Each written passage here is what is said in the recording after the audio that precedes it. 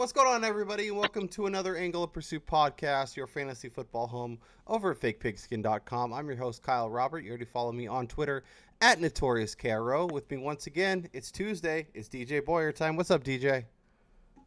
All's good. Heading into week 3. A lot, just topsy-turvy NFL season thus far. Gotta love what we're seeing, but you were to tell me going into this weekend, we'd see the Eagles, the Patriots, the Steelers all losing. It's completely upside down. It's not the same old guard that we've seen year in and year out. Absolutely. It's definitely an upside down season. Your passing yardage leaders after 2 weeks is Ryan Fitzpatrick. Your rushing yardage leader after 2 weeks is Matt Breida. And your receiving yards leader after 2 weeks is Deshaun Jackson, just as we all predicted, just as we all drafted our fantasy teams, just as we all saw coming, right? If you put $1 for those, I think you would pay off the national debt in Vegas. Ain't no way in hell anybody had that. Yeah, it's pretty insane. The Fitzmagic carried over for another week. As you mentioned, the Steelers are in complete disarray. I think it's Antonio Brown didn't show up to the facility on Monday.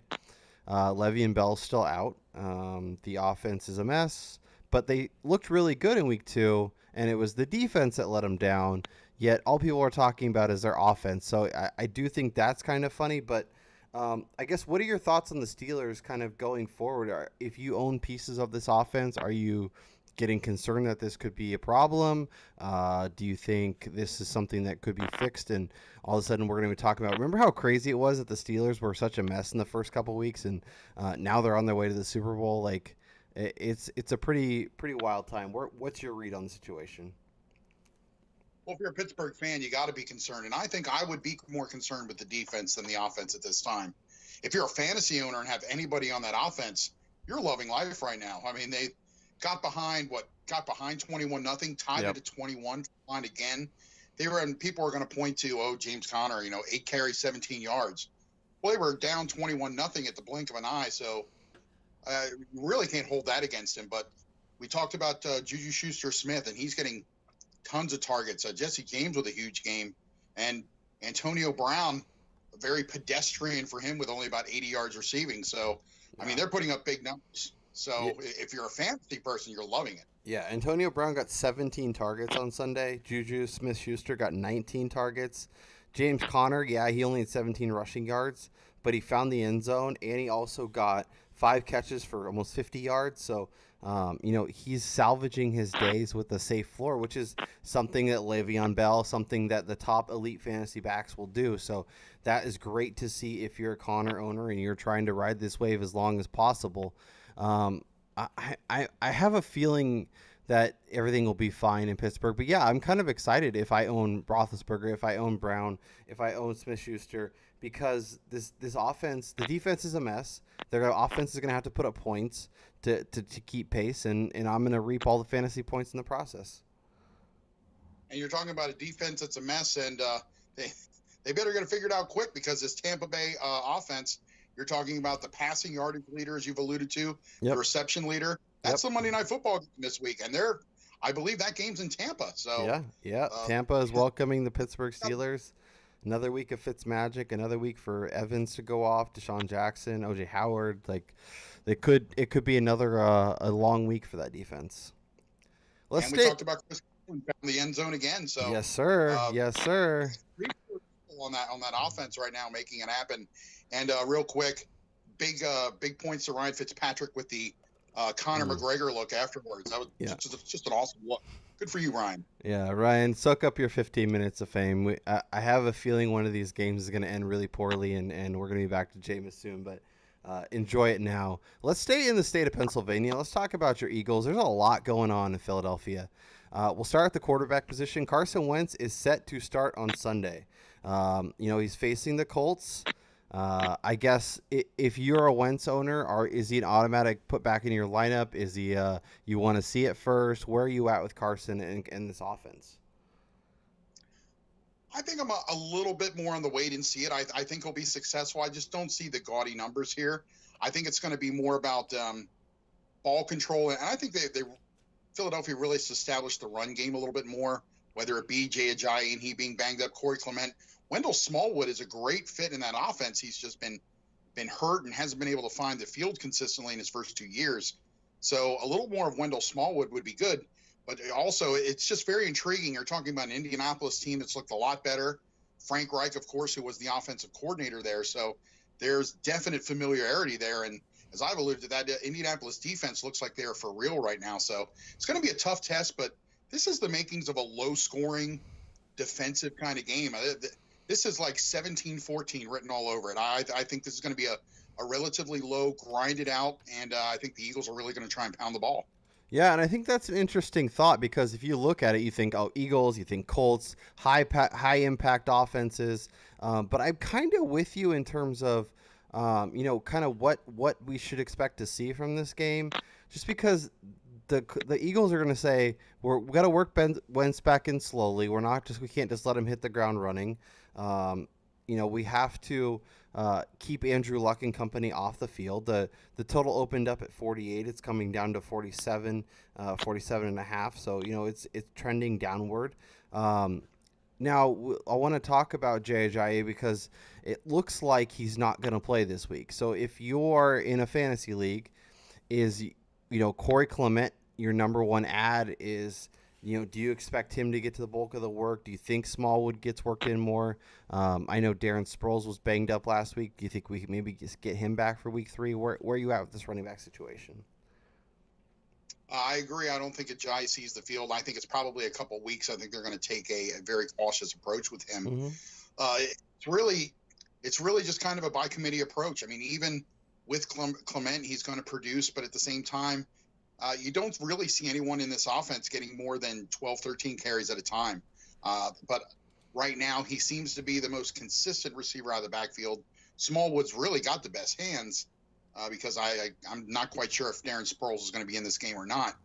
But maybe if they're maybe a number 2-3 running back, if you've got kind of a flex position, want to take a flyer. Clement's kind of good at finding the end zone as well, but I wouldn't be overly excited. I think the big winner here is we saw the Eagles really getting the tight ends involved late in the game against Tampa or Zach Ertz. I think that is what kind of brought that offense around and brought them to life. And I think we're going to see a big game from Zach Ertz again. I think Wentz is going to go to a security blanket. If you're a Zach Ertz owner, you're playing this all day. I think it's a huge day for Zach Ertz. Yeah, 13 targets last week. I expect to see something north of double digits once again. Aguilar will probably be in the same range.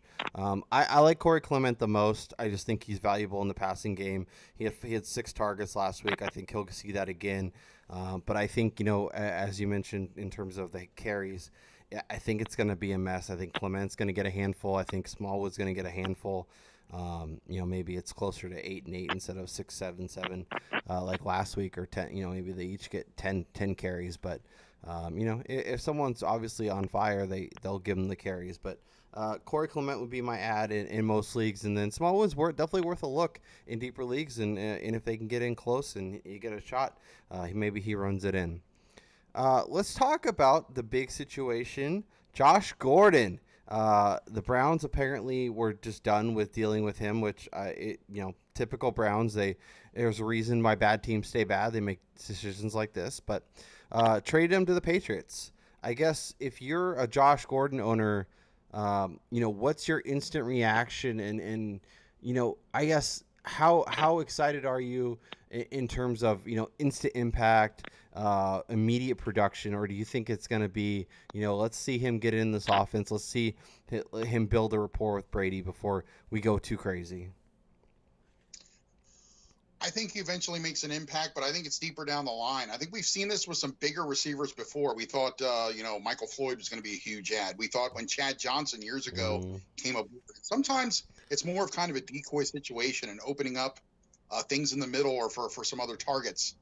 And there's been some players who we thought were going to perform really well, and it's just not learning the playbook. So I really got to see where he is just mentally right now as well. I think that he's going to contribute, but it's not going to be right away. But he's a guy that can definitely stretch the field. I think this really helps Gronk out. Maybe Sonny Michael. You got to get that running game going. It's just very pedestrian at this time.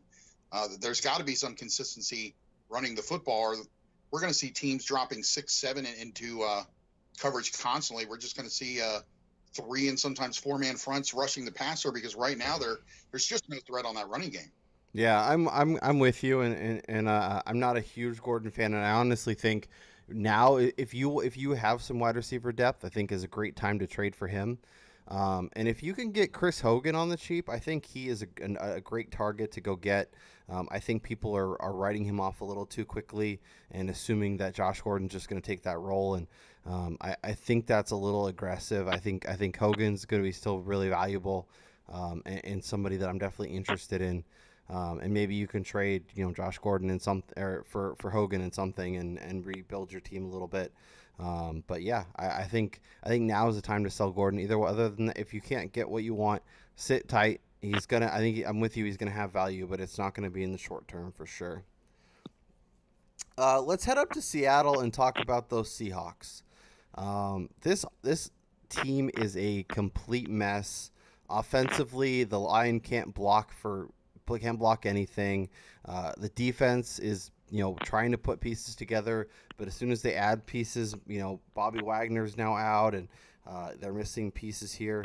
I guess if you're a Russell Wilson owner, if you're obviously we're going to talk some injuries here in a little bit, and that'll be a good segue into Doug Baldwin, but what's your read on this offense and this team as a whole, and kind of what are you doing with the pieces for fantasy owners? Russell Wilson was just so important to this team last year, and the bulk and the percentage of the offense he had was astronomical. But he did a lot of that with Doug Baldwin. It really doesn't seem to have that consistent threat. Tyler Lockett, yeah, he's a guy that's fast. He can stretch the field. But, right now he's got to have somebody else with him. And, we've seen this a little bit out of Brandon Marshall. Good player. I think he's a solid ad. But, again, getting separation has never really been his calling card. We've talked about the fact that they continually ignore the offensive line. Again, only took one in this draft, and it was late with Jamarco Jones. They've just – I don't know. You can put anybody back there. I don't like any of the – not that I don't like the running backs with Chris Carson and Rashad Penny. It's just built for failure right now. I've been on record saying that this was a 5-11 team, and that Pete Carroll was in trouble. And if anyone got fired into the season, the first one to go, I really think that could be kind of a shake-up situation, and maybe we see Carroll go. Right now, it's neck and neck between them and the Cardinals.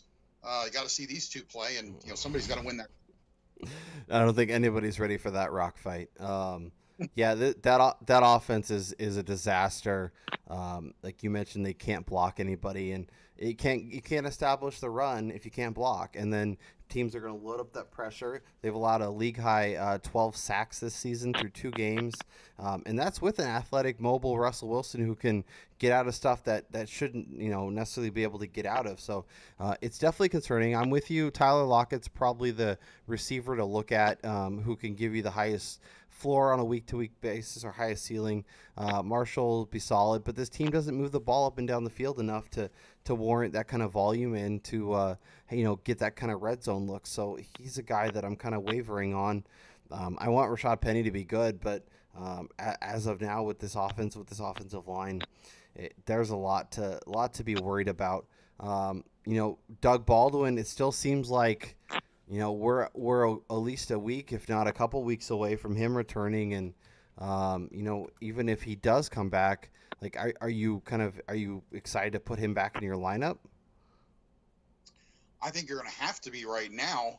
You're not as excited as you were last year, but I do think if there is a sleeper anywhere on this team, CJ Prosise is back, and you got to think that this is a guy that played running back and wide receiver in his time at Notre Dame, and it looks like they're splitting him out more. I think just due to attrition and trying to get more weapons on the field, we're going to see a little bit more of him as a wide receiver, and it could work out. He got 3 or 4 targets, made a few catches, but I think they're going to try and turn him loose and not really kind of just being that intermittent receiver.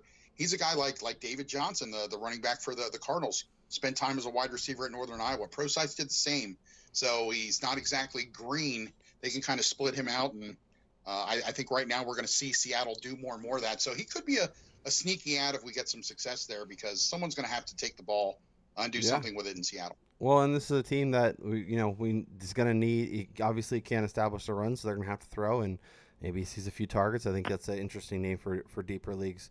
Let's talk about the Falcons, and obviously they've been without Devonta Freeman. Tevin Coleman had a really nice game in week 2, but they lost Andy Levitre. He was placed on season-ending IR with a triceps injury. This is a big blow to this offensive line, not only for Matt Ryan in the passing game, but for the rush attack. I guess how much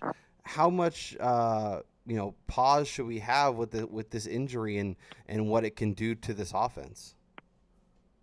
A lot of pause. I think this could have been the biggest injury that we saw in this past week. And looking at the CompuStat numbers for last year, this was the number 3 guard in the NFL when it came to run blocking. Very consistent, not a flashy guy, not the most athletic person or great in space, but he just does everything he's supposed to. He's one of those guys where you look at him on tape and you're like, I barely called his name or really, really stood out, just because he's just solidly doing his job. He's just as consistent as they come. So this is a very, very big blow for a team that relies heavily on using the run to set up the pass and getting downfield, especially with more of those weapons like Calvin Ridley. I think this is a bigger injury than a lot of people are really thinking right now. This could severely impact the Atlanta Falcons in their quest to win the South. Yeah, I'm really curious. They obviously have New Orleans this week, whose defense has been a problem. So maybe it's not something that shows up initially, but down the line, I think it could definitely be a problem. And as a Tevin Coleman owner, as a Julio Jones owner, I'm really hoping this offense can keep momentum and keep going. It's really interesting. I'm a Titans fan, and I watched Levitre during his time there, and I didn't see a lot. And all of a sudden, he goes to Atlanta, and it's like he's a different player. He finds some of his old form, and he was really impactful for this offensive line. So I'm very curious to see how they replace him and how they look over the next few weeks. Just a heads up, if you own him, you probably know, but Greg Zuerlein got injured at warmups. He missed the game against the Cardinals. He's got a groin issue that will keep him out a few weeks. So, if you need to, if he's your kicker, go out and find another one. There's a lot of turnover right now. Obviously, Zane Gonzalez is out. So be aware of kind of who you're picking up. Daniel Carlson, another kicker who was shown the door today. So, kickers are interesting fantasy commodities. But yeah, just be ready to swap at any time. Look for games with high over unders. Look for offenses that are going to drive a lot and score a lot, and you'll get some solid, consistent fantasy points. I know Brandon McManus was really good for me this week. So if you need a kicker, that's a good name to look at. Speaking of names to look at on the waiver wire, we've got a few I want to get into. And we'll start in Cincinnati and talk about Gio Bernard. Joe Mixon got hurt in the Thursday night game against the Ravens. They're saying at minimum 2 weeks, probably 3 or 4. With Mixon out, it looks like Giovanni Bernard is going to get obviously the bulk of the carries, and he's impactful in that passing game. This offense looks much better when they're healthy, when Eifert's out there, when AJ Green's out there, when Tyler Boyd is having an impact. Is Gio Bernard a guy that you're targeting on the waiver wire this week?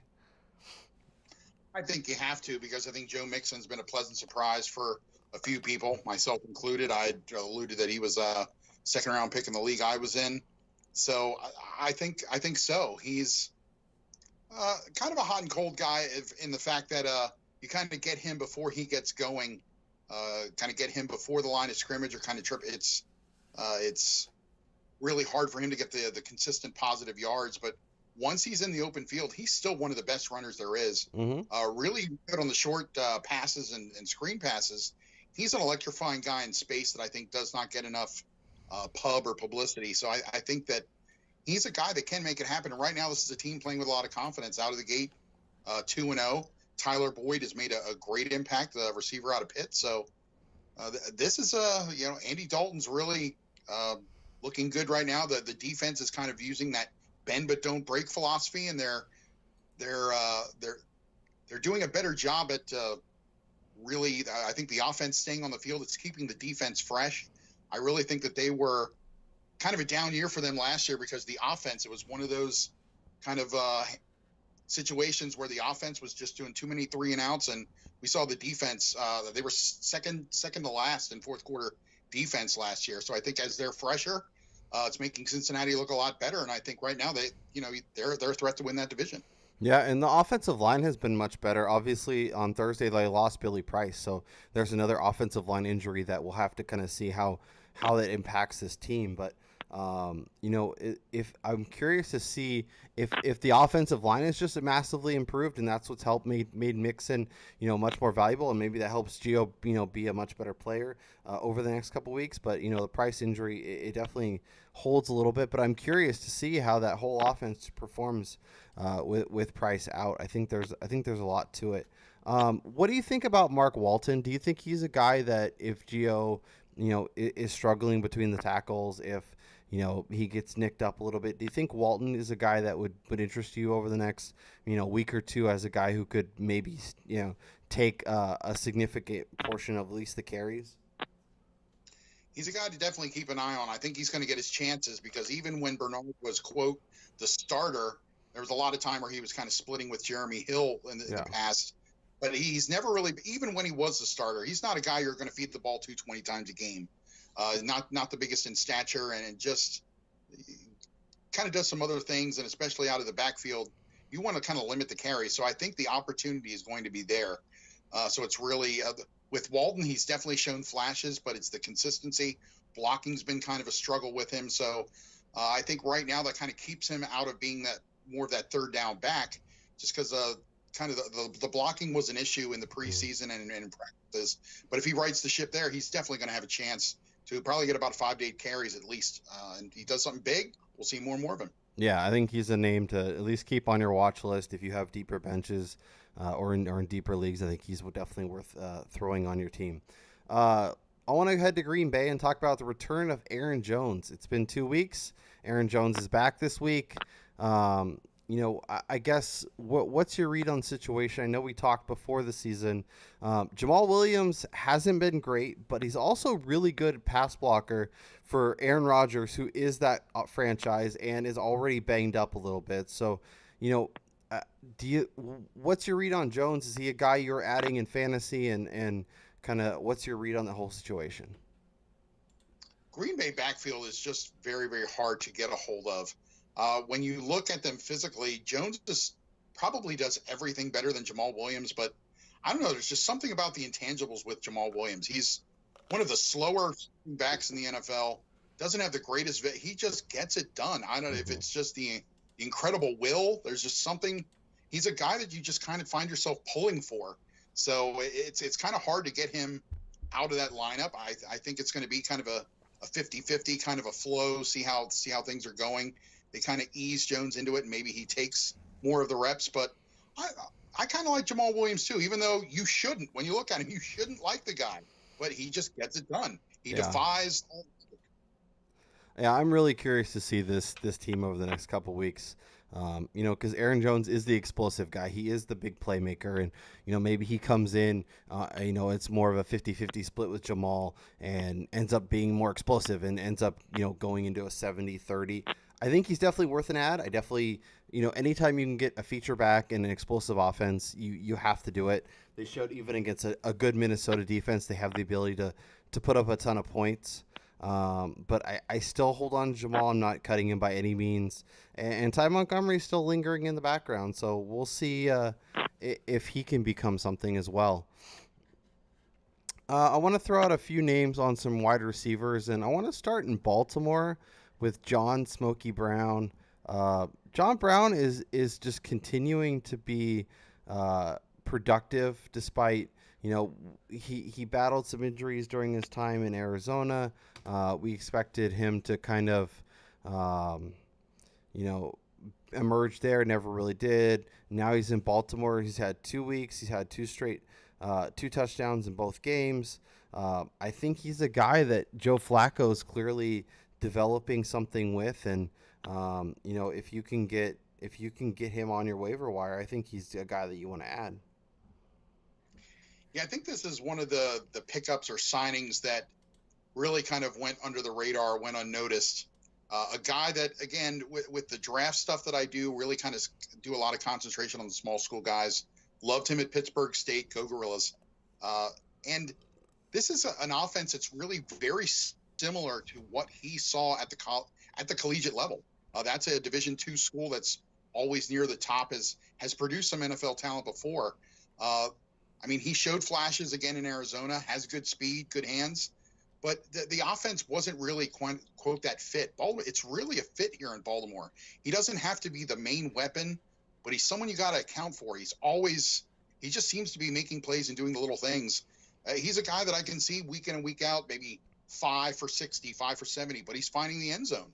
And with his speed, you got to respect it. He can run the intermediate. He can run the quick bubble screen. He can go deep. So he's a triple threat. So I really like John Brown, and I think that he's going to continue to play a big role in that Baltimore offense. Speaking of Brown, let's head to the Browns, and obviously Josh Gordon is out of the way now. Obviously Jarvis Landry is their one. Antonio Callaway, he's another explosive down the field guy who can get big plays, catch touchdowns. But Rashard Higgins is a guy that interests me as well. Definitely has been seeing a lot of volume. What's your read on these two guys, and who do you think would be a better play on a week-to-week basis? Higgins, I think, is a guy that's definitely going to emerge. A guy we really, really liked at Colorado State. It's kind of interesting. You jettison a guy like Josh Gordon and you take on Antonio Callaway, who is Josh Gordon 2.0. Really a lot of off-the-field issues, a lot of baggage that's there. So really got to wonder about that. But this guy is first-round talent. There's no denying it. So I think it'll be Higgins. I want to see more of David Njoku and a little more getting the tight ends involved in this offense, and just a kicker that can kick a field goal, because we'll see how Joseph works out, the new Western Kentucky kicker. But the Browns should be 2-0 right now. I mean, that might be the most surprising thing of all. The Browns should be tied with Cincinnati at the top of this division. It's like, I don't know. It's just mind-boggling. It'll be really interesting. I am curious to see if Hugh Jackson ends up on that kind of first coach to be fired list, because obviously one win in 2 years is not great. This is a team that has been in position 2 straight weeks now to get wins and did not seal the deal. Continues to make bonehead calls, and I don't know. We'll see. The organization kind of seems tied to him, but I don't get it. Let's talk a couple defenses. We kind of hit on them a little earlier, but the Indianapolis Colts, we were really pleased with how they looked in week 2, and I think people kind of look at that defense and go, "Oh, that's a team I want to attack. I want to go against them." But they look pretty solid. They obviously shut down a Washington team that looked really good in Arizona the week before. You think this defense is legit? I think it's really legit right now, as long as these youngsters hold up. They don't kind of hit that wall maybe toward the middle or later stages of the season. Sometimes we see with the rookies, because it's young players carrying it. Darius Leonard out of South Carolina State, who in this draft we called the Roquan Smith of the small schools, and 18 tackle game. It was just amazing. He was all over the field. To me, he could have been the defensive player of the week this past week. Even got in there, got a sack. Even though they just seem to be getting a lot more pressure on the quarterback. It's the little things they're doing. It's the secondary is still kind of a weakness, but as long as they keep getting pressure, defensive line is a cornerback's best friend, because you don't got to cover the receivers nearly as long, and it really makes you look a lot better than what you are. And I think that's what they're seeing in Indianapolis. So that game with Philadelphia, and again, the familiarity there with Frank Reich, that's going to be a big matchup, and I think the defenses play a larger role than the offenses in that game.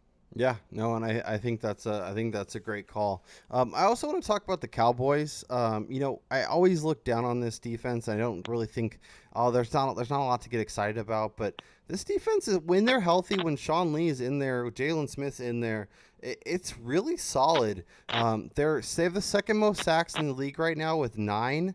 And they're headed to Seattle this week to face that offensive line that are basically glorified turnstiles, can't block anybody. Russell Wilson, I got a feeling, will be running for his life a lot this week. And if you're looking for a defense, if you're looking for a potential streamer, I think the Cowboys could be a sneaky start.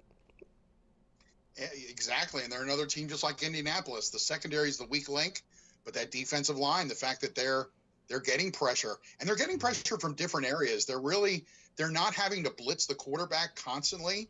It's just some different packages, some different looks, and it's not from one specific area. They're getting pressure from everywhere. It's just you really got to tip your hat to the defensive play calling there. Jalen Smith is really you're starting to see reaping the rewards of that pick from 3 years ago and him being healthy.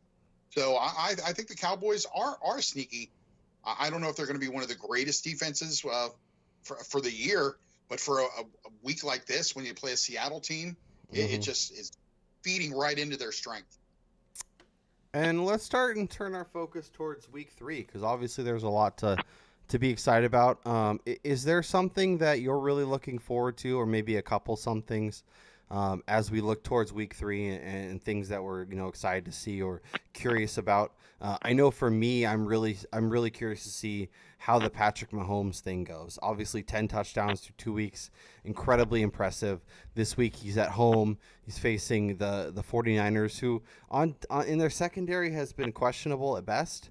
Obviously, at times has looked good, but Stafford definitely torched them a week ago. So I'm really curious to see how that goes. Is there anything you're looking forward to? Yeah, well, one with Patrick Mahomes, when you have more touchdowns and incompletions, that's just insane right there. That's like pony league football. That's amazing what he's doing right now. Really, who would have thunk that going into week 3 that we would be excited for a Jets Browns game on Thursday night in week? But think about it. Yeah. The Jets came out. Sam Darnold looked well after that pick 6. He took his lumps a little bit, and everyone expects that. But again, he's still giving his team a chance. He's not. The defense there is looking good. Again, the Browns should be 2-0. I think this is more the network matchup where we wanted to see, is it Baker Mayfield versus Sam Darnold? This is a legitimate good game, and the Jets win this game at 2-1. They're still at the top. They're battling. The Patriots already have a loss, so the Jets would still be in the mix almost a quarter way through the season. I'm really excited. I just never thought I would get jacked up for a Jets-Browns game. This is just amazing to me. I'm over it myself. That's hilarious. One other thing, just on a selfish note, I will be at the Ravens Broncos game, and the Ravens, they're showing some signs of life with that offense. The Broncos, maybe if you don't want to say it, the worst 2-0 team in the league. There's been some, they've squeaked a couple out there, but hey, they're 2-0, and right now that's a wide open West, so why not? Good two-headed running back kind of duo there with Lindsey and Freeman. So they're living large, and I think the defense and the pass rush they're getting is kind of compensating for some play at quarterback in Case Keenum that's not great. It's enough for them to win.